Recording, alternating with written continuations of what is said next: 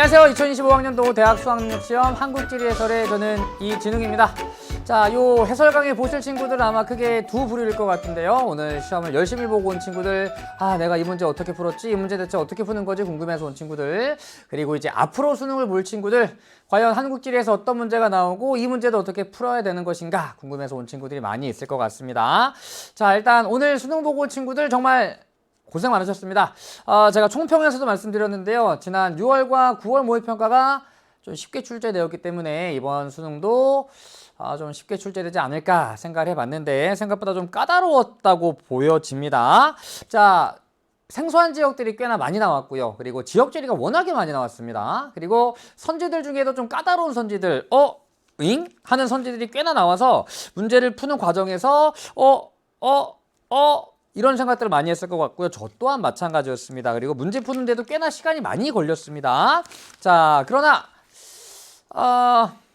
방금 제가 들어오기 전에도 이제 한 친구가 인스타 DM으로 선생님 문제 어땠나요? 등급 컷은 어느 정도 될까요? 라고 물어보더라고요. 제가 등급 컷은 신의 영역입니다. 제가 알 수가 없죠.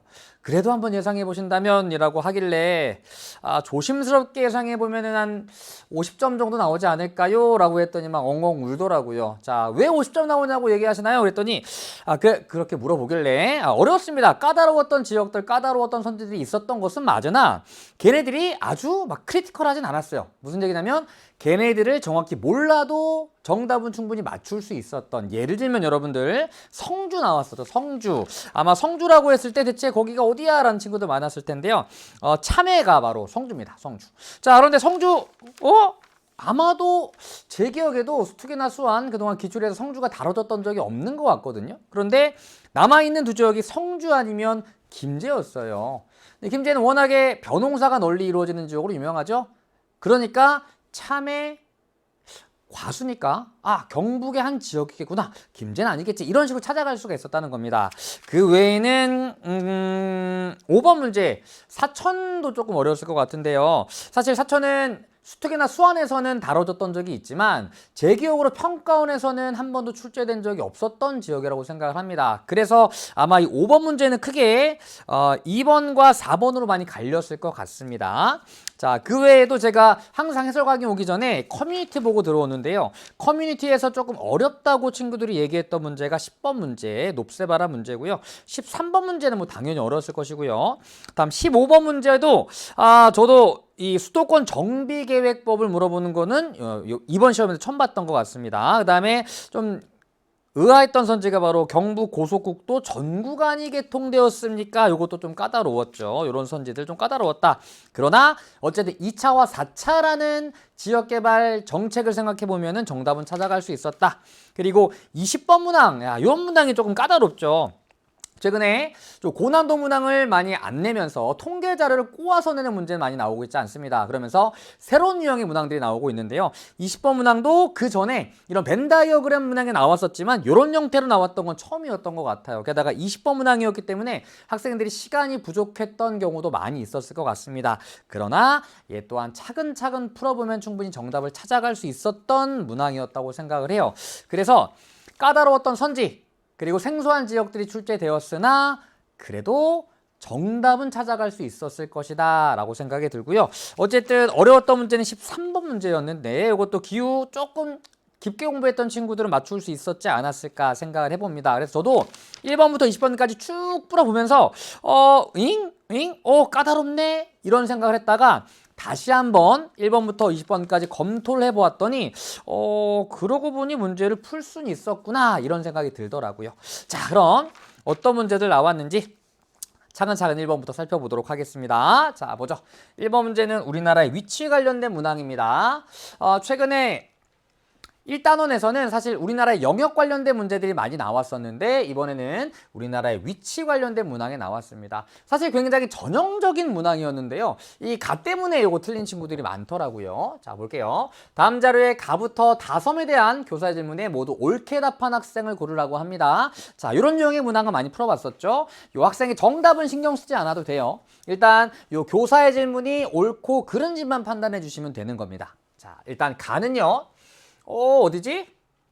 북이 39도 48분? 북한이네? 그쵸? 북한이죠. 그런데 북이 33도부터 43도 사이니까 완전히 또 북쪽은 아니에요. 중요한 건 여기죠. 동경 124도 부근입니다. 우리나라는 경도상으로 동경 124에서 132도 사이에 위치하고 있기 때문에 동경 124는 극서지점이죠. 그래서 우리나라의 극서지점에 해당하는 비단섬입니다. 비단섬 극서라고 적어볼게요. 가장 서쪽. 다음 나는 뭐 동경 132도 부근이고요. 큰 두 개의 섬이니까 독도죠. 독도는 극동입니다. 가장 동쪽. 다음 다는 북이 33도니까요. 얘는 마라도죠. 마라도. 그래서 극남 지점이고요. 뭐 여러 가지 문제에서 비단섬을 안 다뤘던 것은 아닌데 요 위성 영상이 오히려 더 혼란을 초래하지 않았을까 생각을 해봅니다. 중요한 것은 요 영상보다도 얘라는 거. 동경 124도 부근이니까 극서지점이다. 자, 그럼 보죠. 나의 독도의 기선으로부터, 독도는 통상기선 사용을 합니다. 이 통상기선으로부터 바깥쪽 12해리 이내. 자, 바꿔 얘기하면 기선으로부터 12해리까지는 영해가 되는 거고, 이 독도 주변 영해 안에 종합해양과학기지가 있습니까? 없죠. 자, 종합해양과학기지 가장 대표적인 건 이어도고요. 그 외에 해양과학기지는 신안의 가거초, 그리고 웅진의 소청초에 있습니다. 어쨌든 요건 틀렸어. 다음, 비단섬은 독도보다 우리나라 표준경선과의 최단거리가 뭡니까? 자, 표준경선은 동경 135도니까 동쪽에 위치하고 있죠. 얘는 극서, 얘는 극동. 그리고 얘가 얘보다 더 서쪽이기 때문에 표준경선과의 거리가 멉니다. 이건 맞죠. 다음, 독도와 마라도는 영해 설정에 직선기선이 아니라 통상기선 적용됩니다. 독도, 울릉도, 제주도가 통상기선 사용하고 마라도 또한 제주도에 포함되어 있기 때문에 통상기선 씁니다. 그래서 틀렸죠. 다음, 가나다 모두 우리나라 영토의 4극 중에 하나에 해당합니까? 극서, 극동, 극남이니까 맞죠. 그래서 두 번째와 네 번째 질문에만 예라고 대답한 친구를 골라주시면 돼요. 바로 갑이 됩니다. 정답은 1번. 그래서 요거는 볼 필요 없다. 앞에 질문에 옳고 그름만 판단해 주고 그 다음에 예라고 고른 친구를 오른쪽에 찾아주면 되는 겁니다. 정답은 1번. 다음 2번 문제 볼게요. 2번. 자, 다음 자료는 지형에 관한 다큐멘터리 촬영을 위한 방송 대본이다. 기억부터 릴에 대한 설명으로 옳은 것을 고르라고 합니다. 자, 송조입니다. 과거 바다였던 이곳이 지금의 호수로 변모한 과정을 애니메이션으로 보여준다. 자, 호수인데요. 여기 바다네요. 사주에 의해 입구가 막혀서 만들어진 호수. 기억은 석호입니다. 석호. 다음 홈이곳. 해안과 평행하게 발달한 계단 모양의 지형. 해안에 있는 계단 모양의 언덕. 니은은 해안 단구죠. 다음, 섬과 섬을 연결하는 좁고 긴 지형. 섬과 섬을 연결하는 좁고 긴 지형이니까 이거 육계사주가 되겠죠. 자, 조금 혼란스러울 수 있었던 것은 일반적으로 육지와 섬을 연결한다고 얘기하죠. 그런데 섬과 섬을 연결했다고 하니까 이거 뭐지? 자, 다르게 얘기하면 얘는 그냥 사주라고도 볼 수 있죠. 사주. 자, 다음 바람에 의해 형성된 모래 언덕. 얘는 해안사고입니다. 자, 요 문항도 조금 잉했던 선지가 있었죠. 자, 보죠. 석호의 물은 주변 농경지의 농업용수로 이용되지 않습니다. 염분이 포함되어 있기 때문에. 다음, 사주는 파랑에너지가 집중되는 곳에 주로 발달한다? 아니죠. 모래가 퇴적되어 만들어진 것이기 때문에 분산되는 곳에 주로 발달합니다. 틀렸어요. 다음, 해안사구는 지하수를 저장하는 기능이 있다. 해안사구, 사빈에 모래 공급하고요. 다양한 동식물의 서식처가 되고요. 또 지하수를 저장하고 또 정수하는 기능이 있죠. 또 자연 방파제 기능도 있고요. 정답은 3번. 4번. 요선지가 조금 어려웠죠. 요선지. 자, 석호는 해안 단구보다 형성 시기가 이래요. 석호와 해안 단구의 형성 시기를 비교한다? 아마 본 적이 있는 친구 많이 없을 겁니다. 이거 뭐지? 자, 그럼 석호는 언제 만들어진 거냐? 얘는 후빙기 해수면 상승 이후에 만들어진 거죠. 후빙기 해수면 상승 이후에 만의 입구를 사주가 가로막아 만들어진 겁니다. 다음 해안당구는 융기에 의해 만들어진 겁니다. 언제 융기한 거죠? 신생대 제3기에 경동성 요곡운동에 의해 융기한 거죠. 자, 정확한 시기를 모르는 친구들이 많았을 건데 어쨌든 4번이 조금 까다로웠지만 3번이 워낙에 제가 정답입니다 손을 들고 있기 때문에 어쨌든 까다로운 선지가 있어도 정답은 맞출 수 있었다라는 거죠. 자, 그럼 석호 후빙기의 수면 상승 이후에 만들어진 겁니다. 자, 후빙기는 최종빙기 이후의 시기를 얘기하고요. 신생대 제4기에 대략적으로 한 10,000년 전쯤입니다. 그리고 신생대 제3기는 당연히 신생대 제4기보다 더 이른 시기고요. 대략적으로 6,500만 년 전쯤 되거든요. 그러니까 얘가 얘보다 더 늦은 거죠. 제3기 다음에 4기가 왔으니까. 그래서 틀렸습니다. 다음 5번. 석호와 해안사구는 자연상태에서 시간이 지남에 따라 규모가 확대된다. 자, 해안사구는 시간이 지남에 따라 규모가 확대될까요? 얘는 뭐 여러 가지 요인에 의해서 규모가 유지가 될 수도 있고 축소될 수도 있고 확대될 수도 있을 것 같아요. 그러나 확실한 건 석호는 하천이 공급하는 퇴적물에 의해서 규모가 축소되기 때문에 이것도 옳지 않은 선지입니다.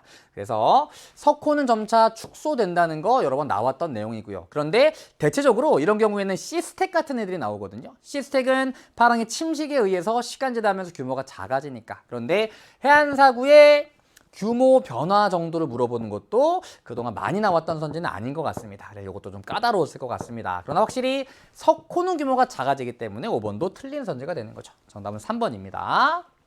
그래서 이렇게 좀 까다로운 선지들이 있었다. 그러나 정답은 찾아갈 수 있었다라는 얘기입니다. 다음 3번 문제 볼게요.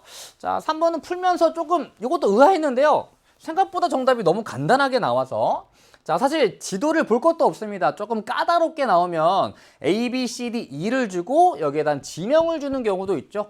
왜냐면 A, B, C, D, E가 어딘지 알아야 풀 수 있도록. 그런데 얘는 그대로 A, B, C, D, E 줬고요. 그 다음에 구분도 여기 다 A, B, C, D입니다. 그래서 그냥 풀어주기만 하면 됩니다. 보죠. 다음 조건만을 고려하여 대형마트를 새로 건설하고자 할 때 가장 적합한 후보지를 고르라고 합니다. 자, 어려운 표현들이 나왔는데요. 그동안 많이 안 나왔었지만 지난 구모 때 나왔었죠. 자, 엔드입니다. 이 정도 알잖아요. 그리고 모두 만족하는 거 or 또는입니다. 그래서 둘 중에 하나만 만족해도 되는 것을 의미한다는 것이죠. 자, 조건 1. 면적당 도로 연장이 1제곱킬로미터당 0.7km 정도, 0.7km보다 커야 된대요. 자, 그러면은 작은 거 지워줍니다. 0.7도 큰 건 아니잖아요? 같은 거니까 얘도 지워줍니다. 그리고 얘와 함께 얘도 만족해야 돼요. 인구 밀도가 제곱킬로미터당 150명이 넘어가야 되는데, 여기 면적당 도로 연장에 부합하는 지역들은 인구 밀도도 다 부합해요. 그러네. 그러니까 둘 다 AND여야 되는데 어차피 면적당 도로 연장 조건에 부합하는 지역은 얘도 다 부합하는 겁니다. 오케이. 다음 전통시장 수는 3개보다 작아야 돼. 그런데 뭐야? 남아있는 게 B, C, D인데 다 3개보다 커요. 그러면 안 되는 거 아닌가? 그러나 하나만 만족해도 되는데 1인당 지역 내 총생산이 7천만 원을 넘어가야 됩니다. 그런데 7천만 원 넘어가는 게 한 군데밖에 없어요. 그러니까 정답은 2번 B가 되는 거죠. 서산. 그래서 사실 이 전통시장 수도 큰 의미가 없고요. 인구 밀도도 큰 의미가 없었다. 요 면적당 도로 연장과 1인당 지역 내 총생산만 알아도 풀 수 있었던 문제였습니다. 꽤나 좀 어려워 보이지만 정답은 굉장히 쉽게 나왔죠. 다음 4번 볼게요. 4번도 여러분들이 자주 실수하는 선지가 하나 포함되어 있었습니다. 보죠. 다음은 지도에 표시된 세 지역에 대한 인구 관련 언론 보도 내용이다. 가부터 다 지역에 대한 설명으로 옳은 것을 고르래요. 자, 지도부터 보면 일단 여기는 원주죠. 여기는 태백입니다. 다음 여기가 조금 생소할 수도 있었을 거예요. 자, 철원, 양구 많이 나오는 지역들입니다. 그리고 화천, 고성, 여기는 인제입니다. 인제. 대암산, 용름 있는 곳. 그런데 어쨌든 인제라는 걸 모른다고 하더라도 첫 번째 신문 기사에 인구가 3만 명까지 줄었는데 심각한 주차난을 겪고 있대요. 왜? 군부대가 많은 지역적 특성상 군부대는 휴전선 인근에 많으니까 아하, 얘가 가구나라는 거 충분히 알 수가 있다는 거죠. 다음, 지방의 인구 감소에도 불구하고 나는 인구가 꾸준히 늘고 있어 그 배경에 관심이 쏠린다. 공공기관의 입주. 공공기관 입주하는 가장 대표적인 사례는 혁신도시입니다. 수도권에 위치하던 공공기관을 지방으로 이전시켜서 그 지역의 성장을 도모하는 거죠. 혁신도시 조성된 곳 원주밖에 없어요. 그래서 얘가 나가 되죠. 다음, 다는 탄광이 폐광되면서 탄광이 폐광되면서 지역 경제가 침체된 가장 대표적인 지역이 태백입니다. 그래서 석탄박물관 만들어놨죠. 그러니까 얘가 다 인재가 조금 까다로웠을 수 있을지 모르겠지만 가나다 찾는 거 어렵지 않았을 거예요. 자, 볼게요. 1번. 인제는 원주보다 인구가 많다. 아니죠. 강원의 인구 1등은 원주니까. 다음, 여러분들이 늘 헷갈려하는 선지. 가는 나보다 외국인 주민 중 결혼 이민자 수가 많다. 자, 전체 외국인 주민 중 결혼 이민자의 비율은 촐락이 높아요. 그러나 절대적인 결혼 이민자의 수는 도시가 많죠. 인제보다 인구가 훨씬 많은 원주가 결혼 이민자의 수가 많습니다. 항상 비율인지 수인지 잘 구분해 주셔야 됩니다. 그래서 요거 틀렸죠. 인구가 더 많은 원주가 결혼 이민자 수도 더 많습니다. 인제가 인구가 3만, 원주는 30만 넘잖아요. 10배 이상이니까 결혼 이민자 수도 원주가 많아요. 다음, 원주는 태백보다 중위연령이 낮겠죠? 도시고 촌락의 특성이 나타나니까. 다음, 다는 가보다 성비가 높대요. 인제는 군부대에 있으니까 성비가 높겠죠? 따라서 성비는 가가 다보다 높습니다. 다음, 다는 나보다 총부양비가 높대요. 총부양비는 청장년층의 인구 비중과 반비례하고 원주는 태백보다 청장년층의 인구 비중이 높아요. 따라서 총부양비가 작다. 반면 태백은 원주보다 촌락의 특색이 뚜렷한 지역이기 때문에 청장년층의 인구 비중 낮아서 총부양비가 높죠. 정답은 5번입니다. 태백이 원주보다 총부양비가 높다. 그래서 수인지 비율인지 항상 꼼꼼하게 체크해 두자. 여러분들 가장 많이 실수하는 것 중에 하나입니다. 다음 5번 문제. 5번 문제. 자, 문항 구조는 굉장히 단순합니다. 다음 자료에서 설명하는 지역을 지도에서 골라보세요. 자, 지도부터 볼게요. 자, 위에가 나와 있으면 찾기가 더 쉬웠을 텐데 여기는 자, 울산, 부산이죠. 울산까지 포함했을 때 하나, 둘, 셋, 넷, 5지역 중에 가운데 창녕입니다. 우포 늪이 있죠. 다음 C부터 볼게요. 부산 옆에 부산의 인구를 분담하고 있는 김해와 양산. C는 김해. 다음 이는 고성, 통영, 거제죠. 이는 고성입니다. 자, 문제는 B와 D입니다. B와 D. 두 지역이 조금 헷갈렸을 거예요. 또는 여기 어디지? 모르는 친구들이 많았을 겁니다. 자, 결론부터 말씀드리면 B는 함안이라는 곳이고요.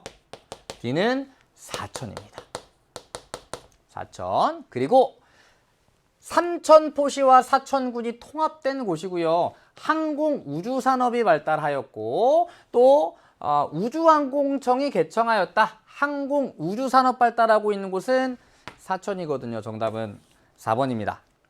자, 그런데 사천이 제가 기억하기로는 평가원에 한 번도 나왔던 적이 없거든요. 그러나 수특이나 수완같이 다른 문제들에서는 사천을 다룬 경우가 꽤나 많았었습니다. 그리고 정답이 아니더라도 사천이 지도에 표시됐던 적도 있었고요. 그래서 이 다양한 문제들 풀면서 그 문제들에 나왔던 지역들을 꼼꼼하게 공부했던 친구들이라면 이 문제가 어렵지 않았을 건데 그렇지 못했던 친구들 잠깐만, 창녕은 아니고 김해, 고성은 아닌데 그럼 B인가? 이랬던 친구들이 아마 2번을 꽤나 골랐을 것 같아요.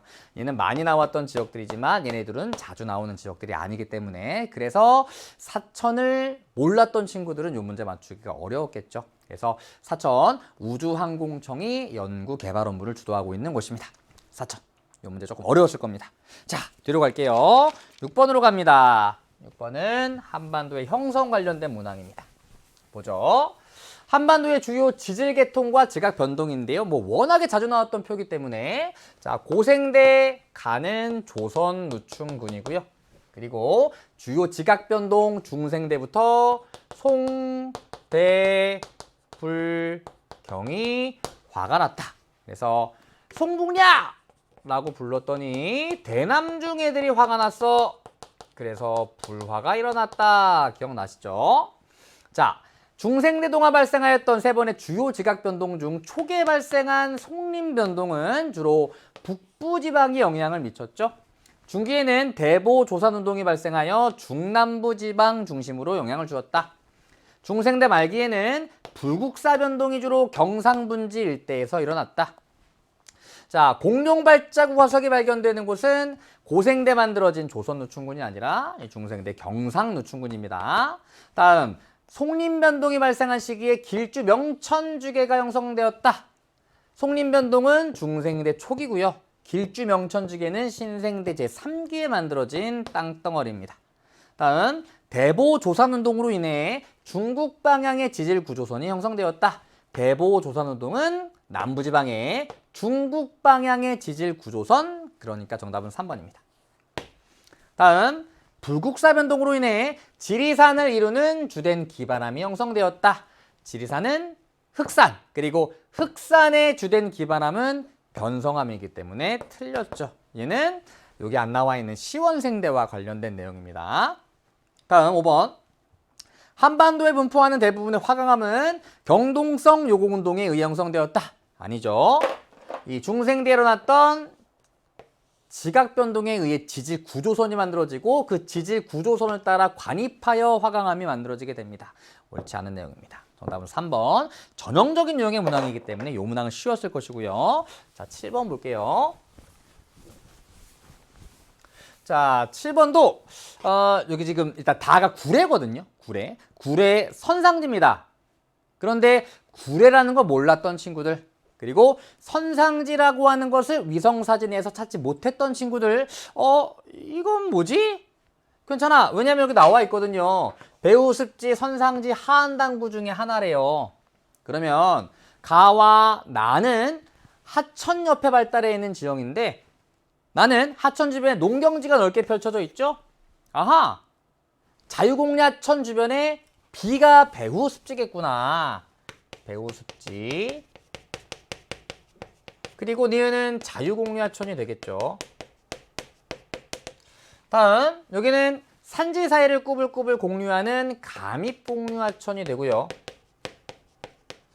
감입공유하천의 공유 안쪽에 발달하니까 A는 하안단구가 됩니다. 그럼 남아있는 것은 선상지밖에 없죠. 그래서 C가 선상지입니다. 이쪽에 산지가 있는 거예요. 산지에서 하천이 빠져나오면서 넓게 선상지를 만들어 놓았습니다. 우리나라는 선상지의 발달이 굉장히 미약한데요. 여기 구례, 그리고 아까 항공우주산업 발달했다는 사천 쪽에 선상지가 있거든요. 그래서 뭐 다른 게 안 나왔고 또는 단서조항을 안 줬다면 선상지가 뭐지? 라고 생각했을지도 모르겠지만 배우습지, 하안당구 빼니까 남아있는 거 선상지 하나밖에 없네. C는 선상지 이렇게 찾아가는 거죠. 보죠. 1번. A는 하안당구는 기반함의 용식작용으로 평탄화된 지형이다. 아니죠. 집안의 융기에 의해 만들어진 지형입니다. 다음, 배우습지는 후빙기 이후 하천의 퇴적작용이 활발해져 형성되었다. 이것도 조금 까다로웠을 수도 있을 것 같은데요. 그러나 우리가 꽤나 많이 다뤘던 내용입니다. 범람원은 주로 하천의 중하류 구간에 발달하고요.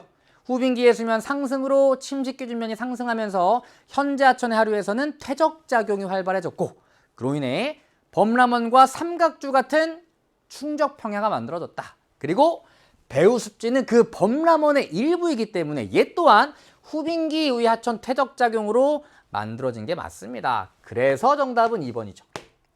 다음 3번. 배우습지는 하안당구보다 퇴적물의 평균 입자 크기가 작죠. 얘는 중상류 구간, 얘는 중하류 구간에 주로 발달하는 지형이니까. 그리고 일단 가가 나보다 더 상류 구간이기 때문에. 다음, B와 C에는 지하수가 솟아나는 용천대가 발달해 있다. 선상지에는 용천대가 있지만 배우습지에는 없습니다. 그래서 틀렸어요. 다음 5번. 가의 기역 하천 범람원은 나의 니은 하천 범람원보다 면적이 넓다. 자, 이것도 몇 번 제가 다뤄드렸던 내용인데요. 범람원은 주로 하천 중하류 구간의 자유공류 하천 주변에 발달합니다. 그러나 상류 구간에서도 충분히 여름철에 범람이 일어날 수 있기 때문에 범람원이 발달해요. 그러니까 우리나라 대부분의 하천은 하천의 유량 변동이 크다는 우리나라 전체적인 특성 때문에 범람원이 발달합니다. 그러나 상대적으로 하류 구간은 범람원의 규모가 크고 상류로 가면서 범람원의 규모가 작아지는 거죠. 그러니까 얘가 크고 얘가 작은 겁니다. 그래서 기역 하천의 범람원은 니은 하천의 범람원보다 면적이 좁은 거죠. 틀렸습니다. 정답은 2번. 이런 선지도 많이 나왔던 선지는 아닙니다. 하지만 역시 뭐 아주 어려운 선지는 아니라는 겁니다. 그래서 선지들이 뭔가 조금씩 그동안 나왔던 전형적인 선지들이 아닌 것들이 조금씩 나왔던 것, 이것들이 아마 여러분들이 조금 혼란스러웠던 이유 중에 하나가 아닐까 생각해 봅니다. 다음 8번 볼게요. 자, 지도에 표시된 고속국도가 지나가는 A부터 E 지역을 여행할 때 각 지역에서 체험할 수 있는 활동으로 옳은 것을 고르라고 합니다.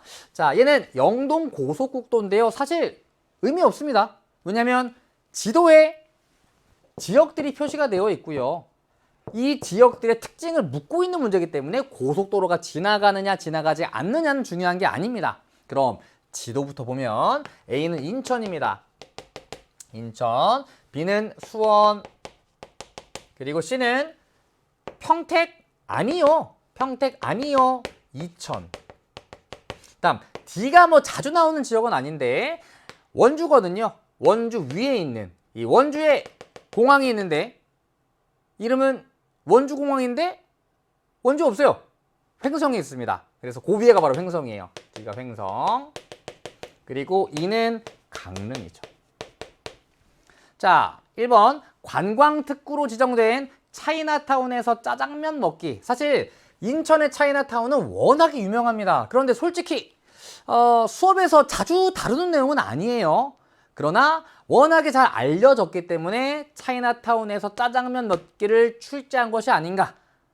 그러나 사실 수도권에 살아서 인천에 가보지 않았던 친구들, 그러니까 수도권에 살아서 인천에 가본 친구들이 아니라거나 또는 인천의 차이나타운 관련된 내용을 모르는 친구들은 어려웠겠죠? 패스합니다.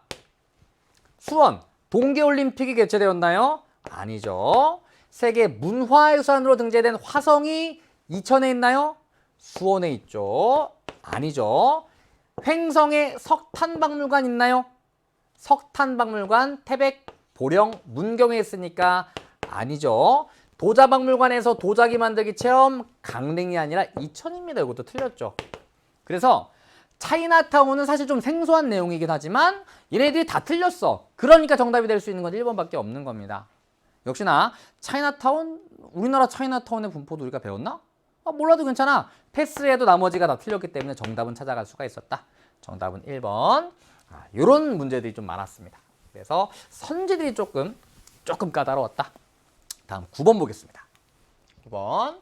그래프는 지도에 표시된 네 지역군의 제조업 업종별 출하액 비율을 나타낸 것이라고 합니다. A부터 D는 기타 운송 장비, 조선이죠. 비금속 광물 제품, 쉽게 얘기하면 시멘트 생각하시면 돼요.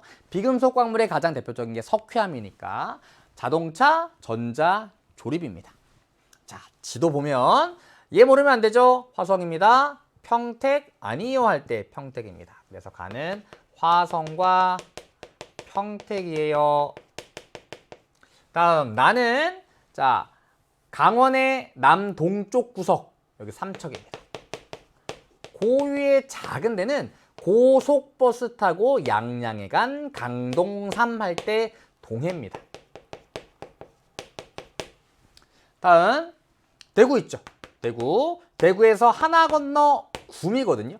그리고 경상북도의 남서쪽 구석에 김천 있습니다. 구미와 김천이에요. 다음 얘는 부산 옆에 김해, 양산, 시온 모양으로 생긴 창원. 그리고 그 밑에는 거제죠. 자, 그럼 요 지역들 어떠한 제조업이 발달했느냐? 화성, 전자조립이 발달한 대표적인 지역입니다. 삼성전자 있죠. 평택에도 삼성전자 있습니다. 전자. 그리고 화성에 기아 자동차 있어요. 평택의 옛날에 쌍용 자동차, 지금은 KG 모빌리티로 바뀌었습니다. KG그룹에서 인수했어요. 자동차 발달한 곳입니다. 공통적으로 전자조립과 자동차가 발달한 곳. 삼척과 동해. 자, 여기 강원 남부와 충북 북동부 지역이 조선노충군이 분포하는 대표적인 지역이고, 조선노충군 분포하니까 석회암 많이 산출되겠네. 시멘트 제조업 발달했겠죠.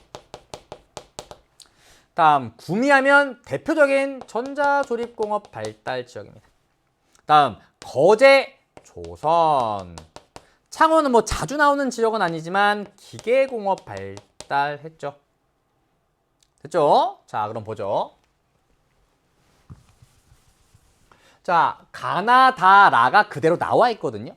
가는 화성, 평택인데 전자 자동차 공업 발달했어. 그러니까 A가 전자입니다.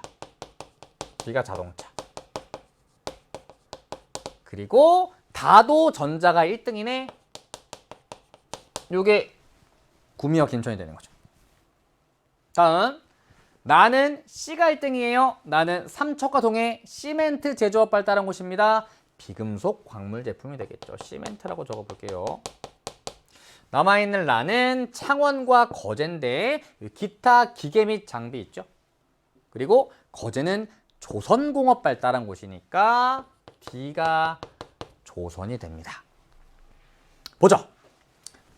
조선은 전국에서 영남권보다 수도권이 차지하는 출하액 비율이 높다. 이것도 제가 여러 번 얘기했었죠. 자, 주요 제조업 중에서 수도권이 차지하는 비율이 가장 높은 제조업은 전자 하나밖에 없어요. 자동차, 석유화학, 조선, 정유 다 영남권이 1등입니다. 그래서 D, 조선은 영남권보다 수도권이 차지하는 출하액 비율이 낮죠. 왜? 영남권이 1등이니까. 다음, 전자는 자동차에서 생산된 최종 제품을 주요 재료로 이용한다. 자, 일단 요거는 틀렸죠. 그런데 우리 자동차면 제철공업의 주요 생산품을 최종 생산품을 주요 재료로 이용한다. 요 내용이 정말 많이 나옵니다. 그런데 자동차는 제철 1차 금속의 최종 제품을 주요 재료로 이용하기도 하지만 이 전자조립공업의 최종 제품을 주요 재료로 이용을 하기도 합니다. 최근에 자동차는 기계이기도 하지만 거의 뭐 전자제품입니다. 안에 어마어마한 전자제품들이 들어가거든요. 그래서 얼마 전에 세계적인 반도체 파동이 있어서 자동차 생산이 굉장히 감소했던 적도 있었습니다. 그래서 자동차는 1차 금속의 최종 제품만을 재료로 이용하는 것이 아니라 전자조립의 최종 제품도 재료로 이용을 한다. 그래서 이게 뒤바뀌었으면 이건 맞는 거예요. 자동차는 전자조립의 최종 제품을 재료로 이용한다. 이건 맞습니다. 다음 3번. 시멘트는 자동차보다 총 매출액 대비 연구개발비 비율이 높다. 그럴 리가요. 이 시멘트는 석회암을 가공하는 겁니다. 물론 다양한 것들을 연구해야 되겠죠. 하지만 자동차 새로운 안전기능 들어가고 새로운 편의기능 들어가고 연비 높이고 어마어마한 연구개발비가 들어갑니다. 당연히 시멘트는 자동차보다 총 매출액 대비 연구개발비의 비율이 낮겠죠. 다음, 조선은 전자보다 전국 종사자 수가 많다. 아닙니다. 일단 전자는 물론 섬유만큼은 아니지만 얘도 사실 사람들이 노동력을 필요로 하는 노동 집약적인 공업 중에 하나예요. 게다가 전국적으로 사업체들이 굉장히 많죠. 그래서 전자가 조선보다 전국 종사자 수가 더 많습니다. 다음 5번. A부터 D 중 호남권 내에서 출하액이 가장 많은 것은 B이다. 자, 일단 호남권에 발달한 제조업을 좀 살펴볼게요. 호남권 하면 어떤 제조업 발달했죠?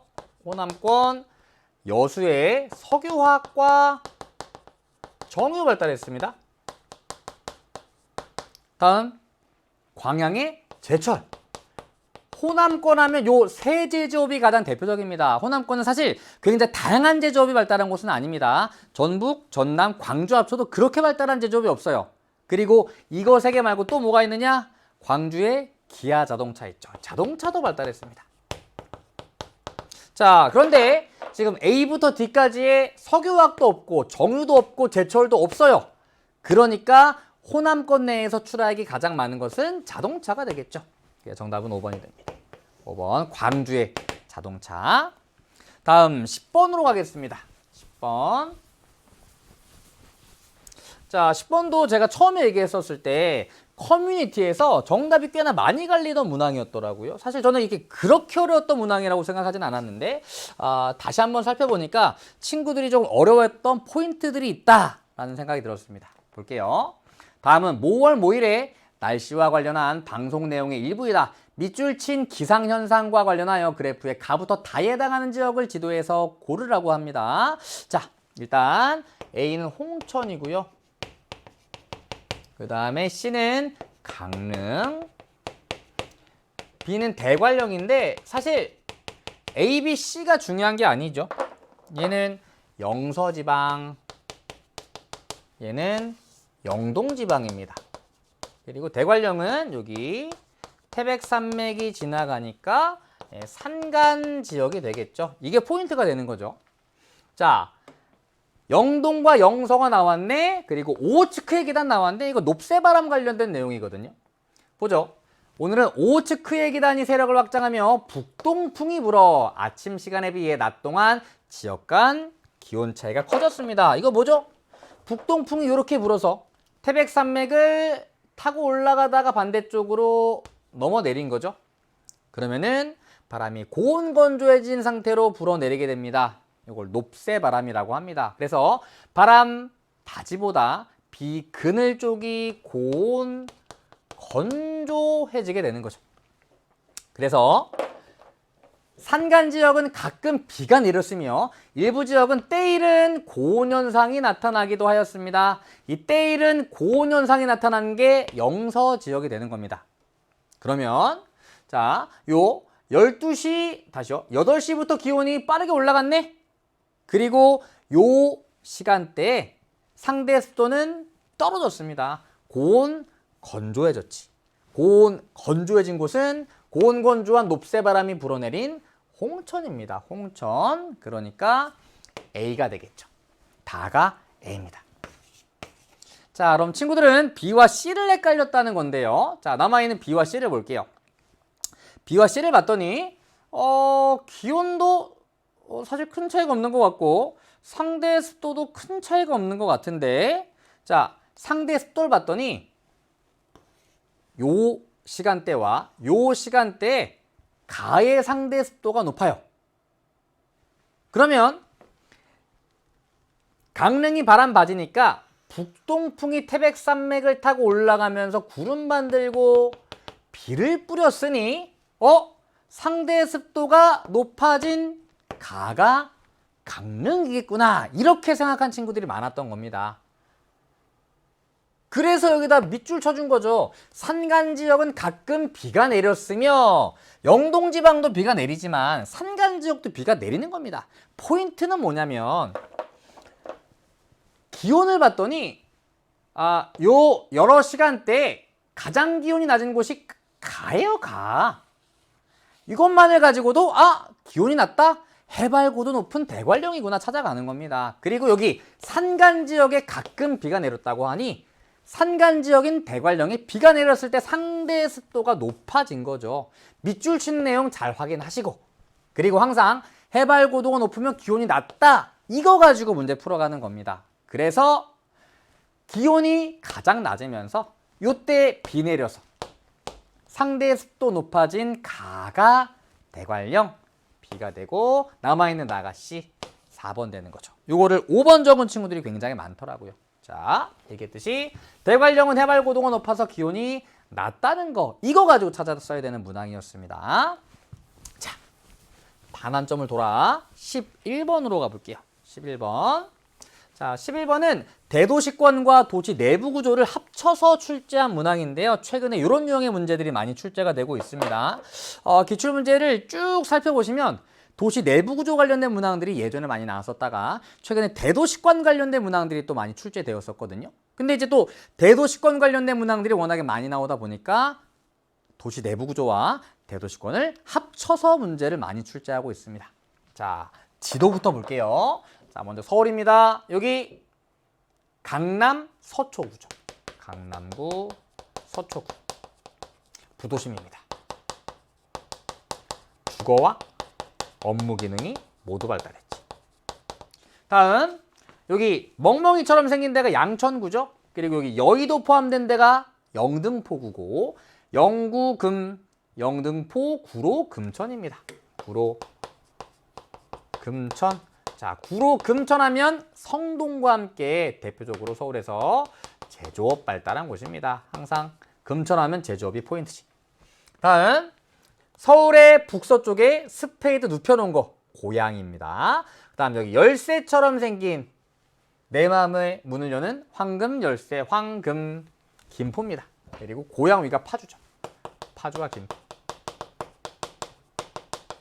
다음 연포탕을 가양동에서 먹었어. 연포, 가양, 포천과 가평이 됩니다. 자, 왼쪽 그래프에는 통근통학 유입인구와 통근통학 유출인구가 나와 있는데요. 자, 압도적으로 여기 물결 표시 자른 거예요. 통근통학 유입인구가 가장 많은 곳이 하나 있습니다. 어디예요? 네, 부도심, 주거와 업무 기능이 모두 발달한 얘가 라가 됩니다. 라. 반면 유입인구도 가장 적고 유출인구도 가장 적어요. 인구 자체가 적으면서 대도시인 서울과의 거리가 먼 포천, 가평이 유입인구와 유출인구 가장 적습니다. 그래서 얘가 가. 자, 남아있는 것은 파주, 김포, 그리고 구로, 금천인데요. 통근통학 유출인구는 비슷해. 그런데 유입인구는 다가 나보다 많습니다. 자, 파주, 김포는 물론 파주는 디스플레이 제조업이 발달한 곳이기도 하지만 그래도 서울의 주거 기능을 분담하는 곳이라고 할 수가 있죠. 운정신도시, 한강신도시, 신도시도 조성되어 있고요. 그런데 구로, 김천은 제조업 발달한 곳입니다. 그래서 주간인구 지수가 100을 넘는 곳입니다. 상대적으로 제조업 발달했으니까 파주, 김포보다는 구로, 금천이 통근통학 유입인구가 많겠죠. 그래서 얘가 다가 되고 얘가 나가 됩니다. 어려웠던 문제는 아닙니다. 자, 그럼 보기 봅시다. 가는 나보다 서울로의 통근통학자 수가 적습니다. 일단 거리상으로도 파주, 김포가 서울과 가깝고 상대적으로 얘는 촌락의 특징이 나타나고 얘는 도시의 특징이 나타나기 때문에 그래서 틀렸죠. 다음 다는 나보다 주간인구 지수가 높죠. 다는 통근통학 유입인구가 나보다 많습니다. 나와 다의 유출인구는 비슷한데 다가 나보다 유입인구가 많으니까 주간인구 지수는 다가 높은 거지. 다음 다는 나보다 생산자 서비스업 종사자 비율이 높다. 생산자 서비스업은 도심과 부도심에 집중되어 있으니까 다보다 라가 생산자 서비스업 종사자 비율이 높습니다. 다음 라는 가보다 주택 유형 중 아파트 비율이 높다. 얘는 부도심이야. 업무 기능 발달했지만 주거 기능도 발달했어요.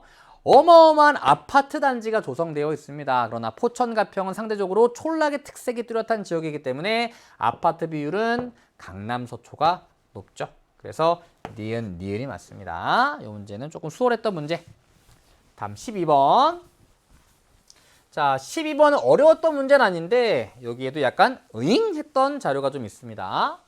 자, 요건 제가 예전에는 얘기를 했던 내용인데 최근에는 얘기를 잘 안 했었거든요. 근데 문제가 나왔더라고요. 하지만 역시나 크리티컬한 포인트는 아니었어요. 자, 보면서 얘기할게요.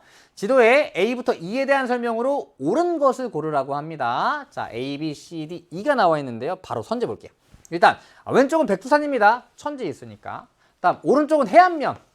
여기 양구거든요. 우리나라에서 가장 전형적으로 침식 분지가 나타나는 대표적인 지역입니다. 그래서 여기 해발 고도가 상대적으로 낮은 여기가 등고선의 간격이 넓게 나타나는 평지 600, 800, 1000 이쪽으로 가면서 해발 고도가 높아지니까 산지에 둘러싸여 있는 평지 분지가 되는 거죠. 볼게요. C는 둘 이상의 돌리네가 연결된 우발라이다. 자, 일단 우발라, 돌리네가 연결된 우발라는 카르스트 지형입니다. 카르스트 지형의 기반암은 석회암인데 여기 천지가 있으니 얘는 백두산이에요. 백두산은 화산암이죠. 그러니까 우발라가 발달할 수 없습니다. 틀렸어요. 자, 그런데 문제는 선생님 여기 저하등고선이 그려져 있는데요.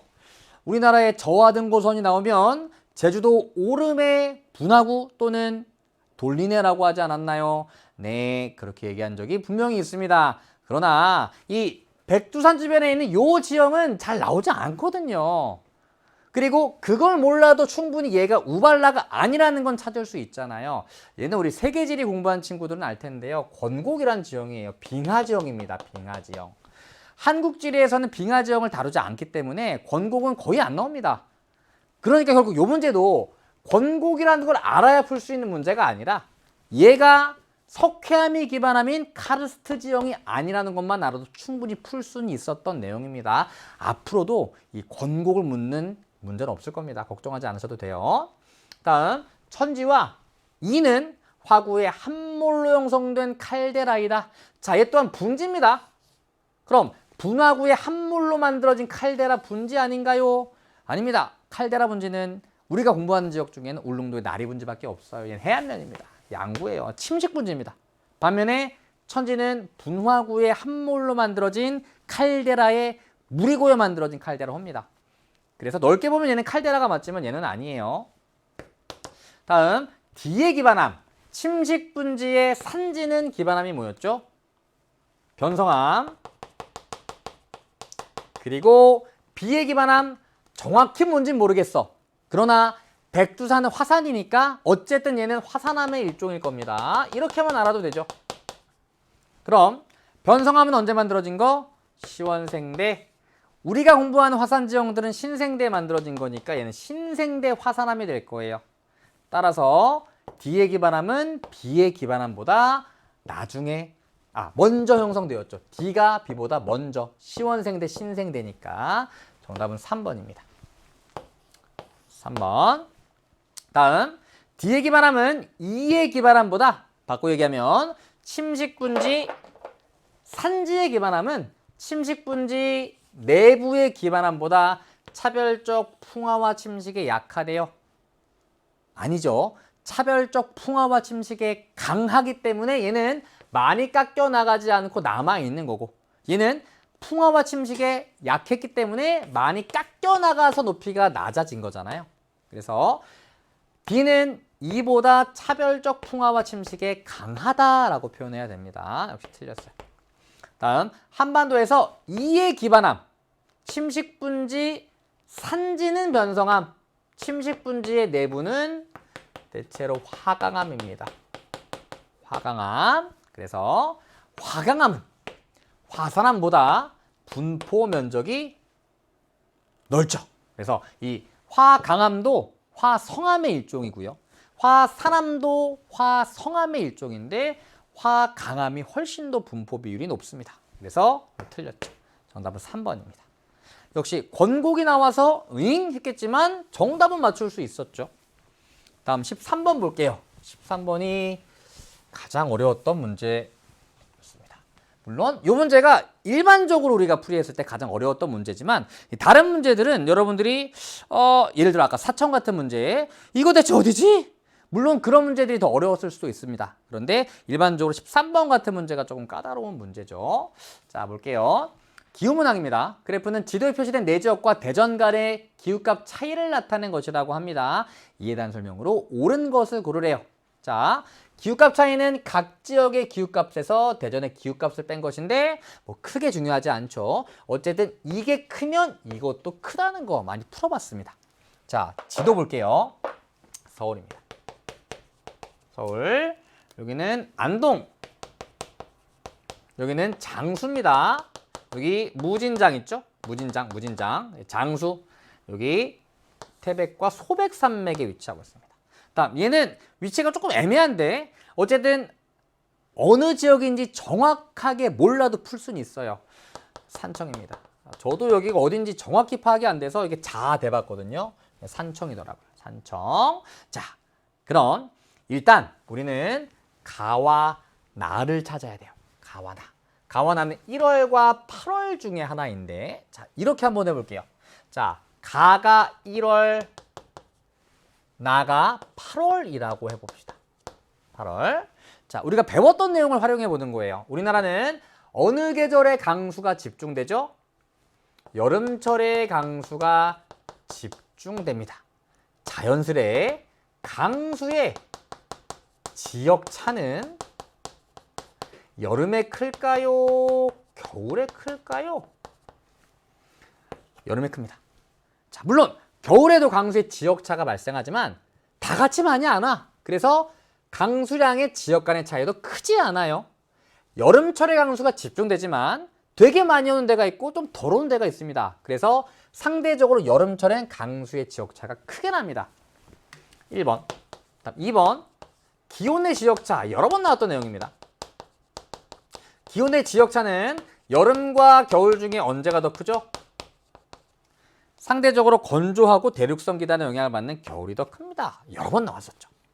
자, 그럼 1월 강수량 차이 그리고 8월 평균 기온 차이로 가정해 보았을 때 1월 달에 네 지역 간의 강수량 차이가 대략적으로 한 100mm 가까이 나는 거예요. 100mm. 많은 데가 50mm 넘어가고 요 기온 차이에서 적은 데가 50mm가 안 되니까 100mm가 넘어갑니다. 그런데 제가 기후값을 직접 찾아봤거든요. 1월 달에 강수량 제일 많은 데가 장수고요. 한 32mm 정도 돼요. 가장 적은 데가 대전인데요. 25mm 되거든요. 겨울철에 네 지역 중에 그러니까 8월 달에 다시요. 1월 달에 강수량 제일 많은 데와 제일 적은 데 강수량 차이가 7mm밖에 안 납니다. 이렇게 100mm까지 날 수가 없다는 얘기예요. 1월 달에는. 왜냐면 우리나라는 여름철에 강수가 집중돼서 겨울철엔 강수의 지역차도 작으니까. 얘도 마찬가지야. 자, 날을 8월이라고 한다면 가장 기온 높은 데랑 가장 기온 낮은 데 기온 차이가 4도 가까이 나는 겁니다. 4도. 그러나 8월에 우리나라는 대부분이 더워요. 그래서 8월 달에 이렇게 4도 가까이 기온 차이가 나지 않습니다. 그러니까 이게 강수량 차이가 1월, 기온 차이가 8월이라고 가정해 보았을 때 1월 달에도 이렇게까지 강수량 차이가 크게 날 수 없어.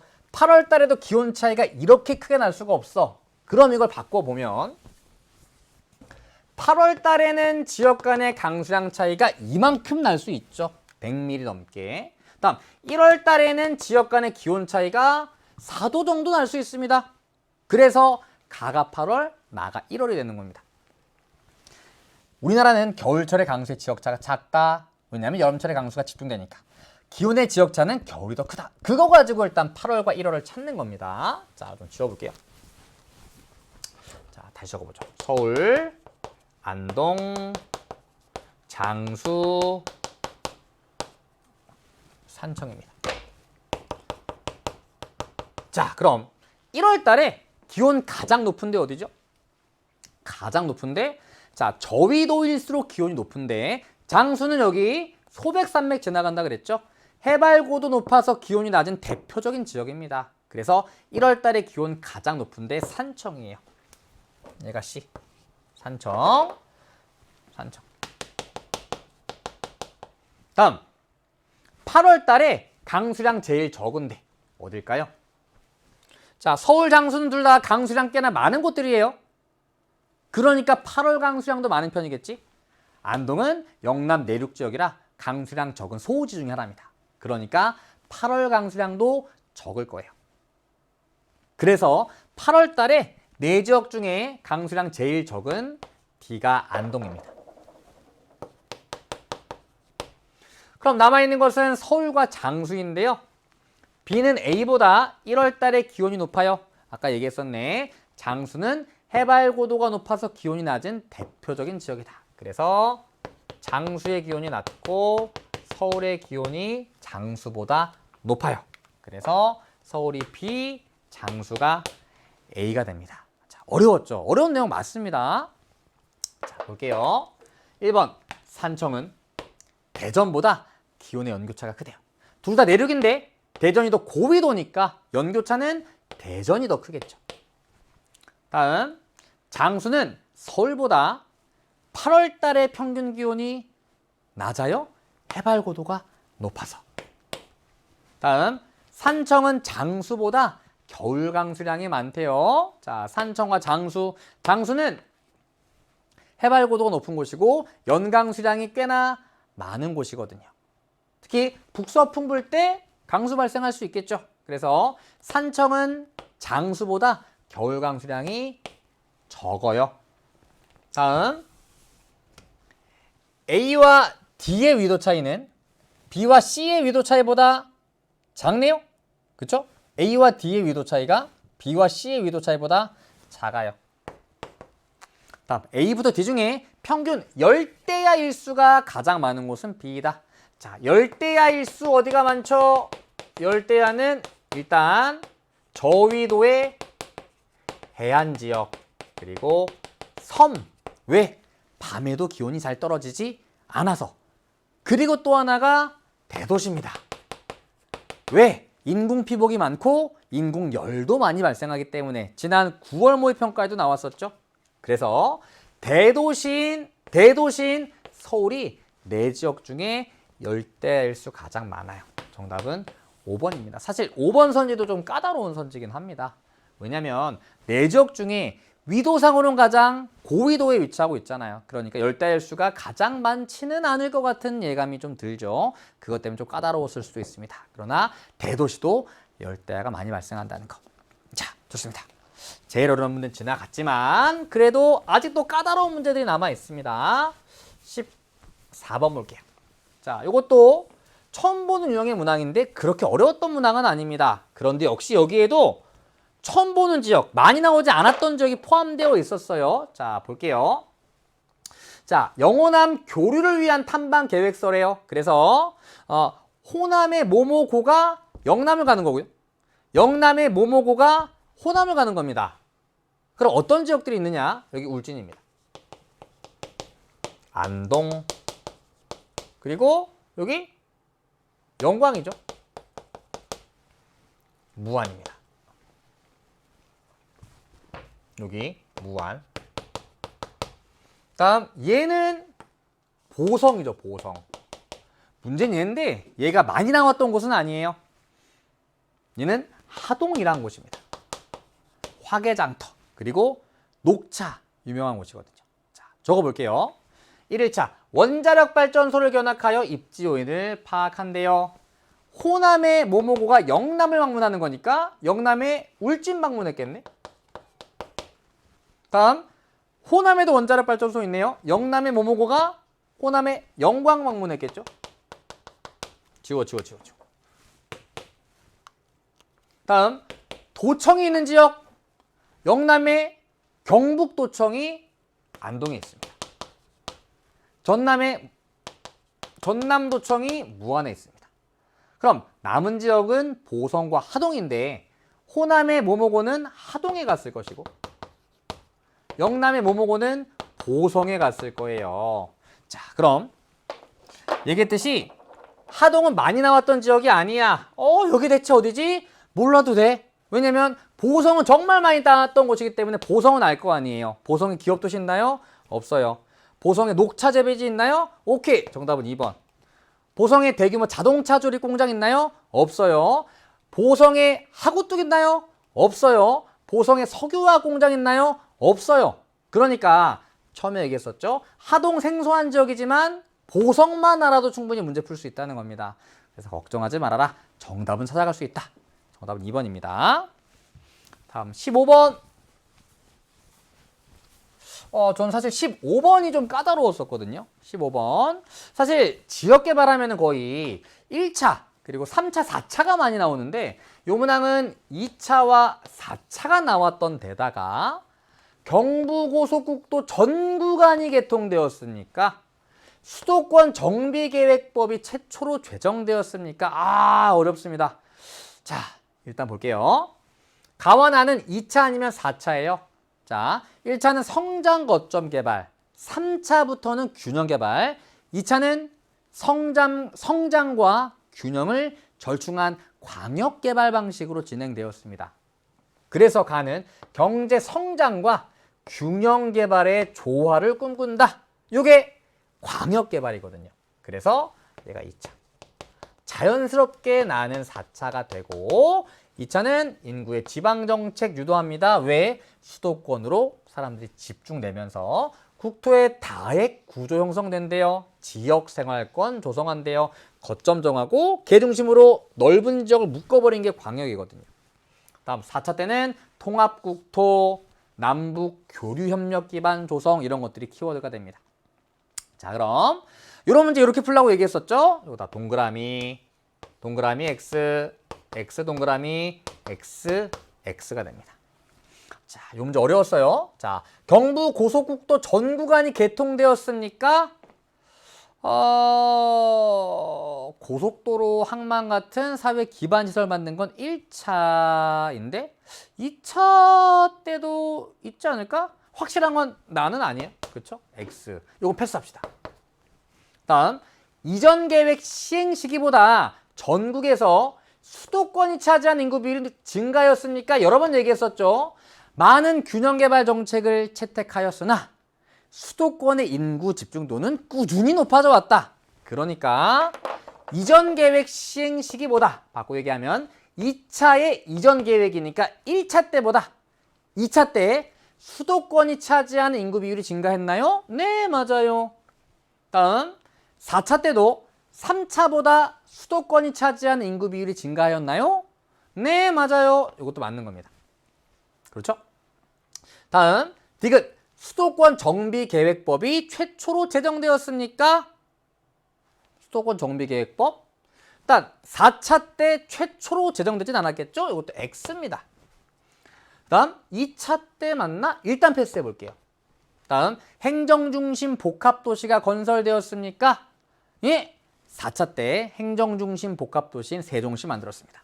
얘는 O, 얘는 X. 그럼 이게 OOOX, XO, XX가 하나씩 나와야 돼. 그래서 일단 동그라미는 A입니다. 그게 니은이 되는 거지.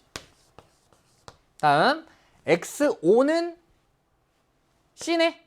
C가 리을이 됩니다. 정답은 2번이에요. 그래서 제가 누차 얘기했지만 이 패스에도 정답은 찾아갈 수가 있다. 하지만 우리 확인해 보면 자, 경부 고속국도 전 구간은 70년에 개통되었습니다. 그래서 XX예요. 다음 수도권 정비계획법은 1차는 아닐 거예요. 왜냐하면 1차 때 수도권을 비롯한 대도시로 인구가 집중되면서 그 이후부터 수도권 정비계획법이 제정되었을 테니까. 그런데 인구의 지방정착 유도라고 나와 있죠. 아, 수도권의 인구를 보내려고 하는구나. 이때부터 정비계획법이 제정되었다. 이게 동그라미입니다. 그래서 XX니까 D가 기역, 다음 OX니까 B가 디귿 이렇게 되는 거죠. 그래서 제가 약점 공략에서도 얘기했었는데요. 일단 모르면 패스하자. 문제는 풀어갈 수 있다. 좋습니다. 그리고 공부하는 친구들은 이런 선지들 이제 알아두면 좋겠죠. 수도권 정비계획법. 얘는 1982년에 최초로 시행되었거든요. 그게 2차 때입니다. 자, 뒤로 가겠습니다. 16번. 그래프는 지도에 표시된 네 지역의 신재생에너지 발전량 비율을 나타내는 것이라고 합니다. AD는 수력, 조력, 태양광, 풍력 중에 하나라고 합니다. 자, 지도는 경기, 충북, 전남, 제주입니다. 자, 일단 쉬운 거부터 찾아야겠네. 자, D는 다밖에 없어. D는 조력이겠죠. 그리고 조력은 경기에만 있습니다. 다가 경기. 자, 그럼 남아있는 A, B, C 중에 수력, 태양광, 풍력이 있을 건데. 자, 일단 경기는 조력 말고 A와 C가 있네요. A와 C. 경기하면은 수력 발전 많이 하잖아요. 수력 발전. 동쪽에 이제 수력 발전소 있으니까. 그러면은 A 아니면은 C가 수력이 되는 건데. A는 네 지역에 다 있어. 근데 세 지역 중에 하나가 제주입니다. 제주에 수력 발전 하나요? 아닙니다. 투수성이 높고 주상절리 발달이 탁월한 현무암이 기반함이라 수력 발전 어려워요. 그러니까 제주에 수력 발전이 있을 리가 없겠지. 그리고 충북은 여기 산지 있어서 수력 발전 많이 합니다. 그래서 C가 수력이에요. 수력. 그러면 모든 지역에서 가장 비율이 높게 나타나는 A는 태양광이 되겠죠. 가장 발전량 많으니까. 남아있는 B는 풍력이 되고 풍력 발전 비율 높은 가가 제주. 그리고 태양광의 비중이 굉장히 높은 나가 전남 이렇게 됩니다.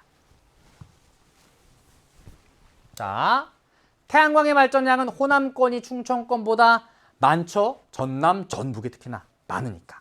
정답은 1번. 다음, 풍력의 발전량은 여름보다 풍속이 강한 겨울에 많습니다. 다음, 조력은 수력보다 발전 시 기상 조건의 영향을 크게 받는데요. 요 기상 조건의 영향을 가장 적게 받는 게 조력이죠. 얘는 만조대와 간조대의 수면 높이 차이를 이용하는 것이고, 그리고 수력은 여름철에 비가 많이 내려야 발전이 가능하니까 기상 조건의 영향은 수력이 더 크게 받습니다. 다음, 제주는 전남보다 신재생 에너지 총 발전량이 많대요. 전남은 태양광의 발전량이 워낙에 많아요. 그래서 제주보다 전남이 신재생 총 발전량이 많습니다. 다음, 가는 제주권, 나는 호남권에 위치한다 라고 해야 되겠네요. 정답은 1번입니다. 다음 17번으로 가볼게요. 자, 이 문제 쉬운 문제이지만 사실 저 꽤나 당황했습니다. 왜냐면 자, 이번 수능이 좀 그래요. 그동안에 나왔던 내용들과는 조금 다른 내용들을 많이 다뤘거든요. 이것도 제가 항상 이렇게 얘기했었습니다. 식생과 토양은 단독으로는 거의 나오지 않습니다. 여태까지 나온 적이 없어요. 앞으로도 나올 가능성은 높지 않습니다. 라고 얘기했는데 나와버렸습니다. 자, 근데 이거 솔직히 얘기하면 그동안 진짜 한 번도 나온 적이 없어요. 처음으로 나왔습니다. 토양이 단독 문제로 수능 난 건 처음이에요. 저도 당황했다. 그러나 어렵진 않았다. 그런데 수능 커뮤니티 들어가 봤더니 이 문제 틀린 친구들이 꽤 많더라고요. 자, 일단 풀어볼게요. 자, 토양은 암석, 풍화의 산물로 기후와 식생, 기반함, 시간 등에 따라 성질이 달라진다. 자, 중부 및 남부 지방에 넓게 분포하는 갈색 산림토, 그리고 회백색 토가 대표적으로 기후와 식생 영향을 받는 성대 토양이죠.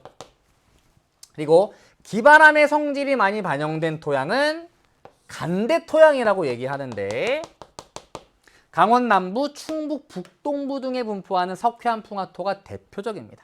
그리고 토양 생성 기간이 짧은 토양을 미성숙토라고 합니다. 그게 충적토, 염류토가 대표적이죠. 보죠.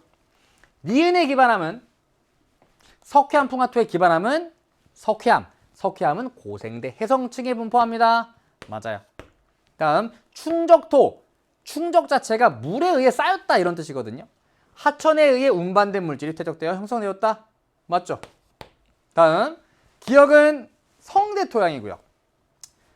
디귿은 미성숙토니까 성대 토양이 아닙니다. 틀렸죠? 기역, 니은 정답은 3번인데 되게 쉽잖아요. 이거 대체 왜 틀렸지? 커뮤니티에 친구들이 이렇게 얘기하더라고요. 기역이잖아요. 제일 처음에 기억이 나왔다고 자기도 모르게 본 거야. 그래서 기억이 틀렸다. 정답 2번 찍은 친구들이 꽤 많더라고요. 근데 이런 실수 종종 합니다. 시험장에서 특히나 17번까지니까 국어부터 수학, 영어까지 굉장히 오랜 시간 동안 문제 풀면서 집중력도 떨어지고 이제 끝이다 보이는구나. 당연히 첫 번째 기억을 물어보지 않았을까? 나도 모르게 기억으로 보이는 거예요. 이런 실수 꽤나 합니다. 정답은 3번입니다. 어렵지 않았던 문제. 자, 18번 볼게요. 자, 전형적인 유형의 문항이죠. 자, 고양입니다. 용인, 춘천이죠. 정선입니다. 자, 그래프에서 2000년 이후로 인구가 폭발적으로 증가한 곳이 하나 있습니다. 최근에 인구 증가율이 되게 높은데 용인. 반면 1980년대 특히나 후반부터 인구가 감소한 지역, 석탄산업 합리화 정책이 이때 시행됐거든요. 정선. 남아있는 건 고양과 춘천인데 고양은 일산 신도시 있죠. 1기 신도시입니다. 언제? 90년대 조성되었어. 그래서 나와 다 중에 90년대 인구 증가율이 높은 나가 고양, 그리고 다가 춘천 이렇게 되는 거죠. 고양의 1기 신도시 90년대 인구 증가율 높은 나가 고양 이렇게 찾습니다. 자, 적을게요. 보죠. 고양은 용인보다 인구 밀도가 높다. 자, 경기도에서 인구 제일 많은 데는 수원입니다. 120만. 그리고 고양, 용인이 100만 정도죠. 그럼 인구는 비슷해. 근데 면적은 고양이 좁아.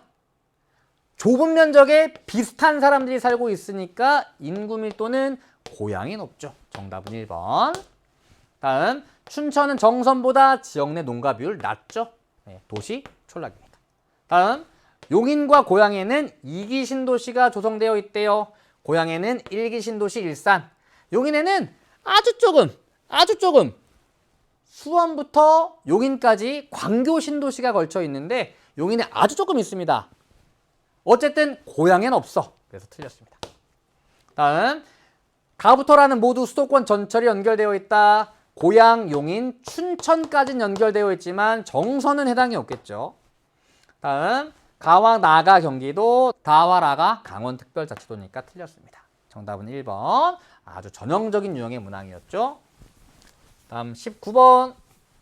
자, 이게 조금 까다로웠던, 아니지, 뭐야 했던 문항 중에 하나인데요. 자, 볼게요. 지도부터 보죠. 자, 먼저 여기 충청북도의 북동쪽 구석의 단양입니다. 얘는 김제죠. 자, 두 개는 잘 아는 곳이야. 여긴 뭐지? 여기 어디죠? 진짜 안 나왔던 곳이거든요. 패스합니다. 어디지? 모르겠어. 보죠. 나부터 볼게요. 이 지역은 카르스트 지형 분포 지역으로 마늘 재배가 활발하대요. 마늘 유명한데 육종 마늘 단양입니다. 단양 지어줍니다. 그러면 가가 김제 아니면 어딘가인데 읽어보니 참외 최대 재배 지역이래요. 그리고 전국 재배 면적의 70% 이상을 차지하고 비닐하우스 이용하는데 이 지역의 대표 과일이라고 합니다. 자, 여기가 어딘지는 모르겠어. 여기 어디지? 확실한 건 김제의 대표 과일이 참외는 아니잖아요. 그러니까 얘는 김제는 아닙니다. 그러면 결국 남아있는 지역이 김제가 되는 거죠. 이렇게 찾아가는 겁니다. 참고로 얘는 성주라는 곳이고요. 성주, 우리나라 참외 최대 재배 지역입니다.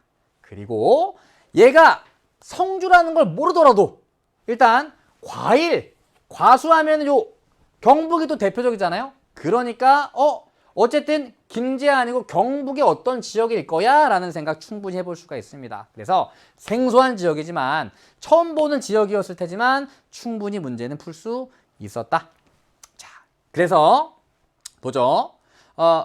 A 지역 김제에 대한 설명으로 옳은 것만을 고르라고 합니다.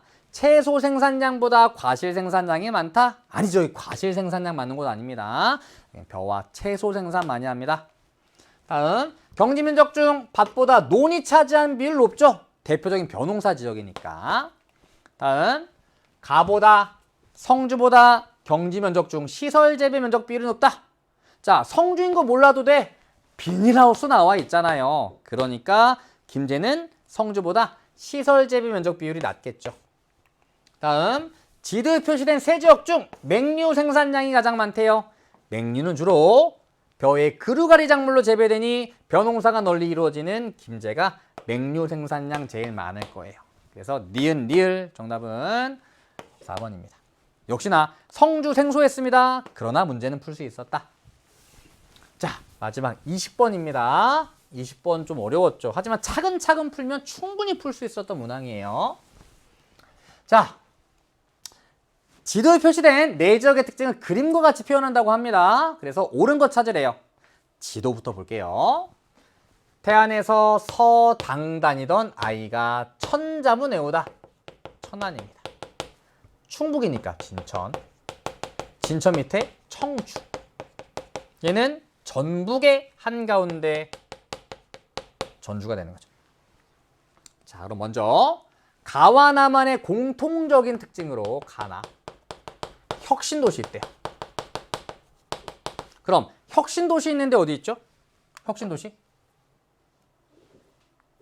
부진한울 김나대 대전대 원선에 부진한울 김나대 대전대 원선에 그러니까 부진한울 김나진 대전대 원선에 김나진 대전대 원선에 진천과 전주입니다.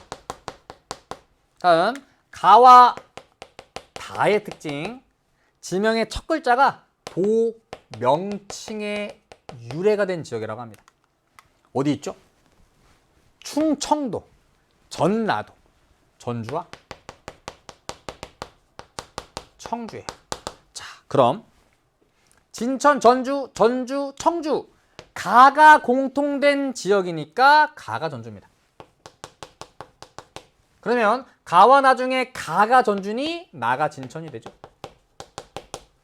그리고 가와 나중에 가가 전주니 다가 청주가 됩니다.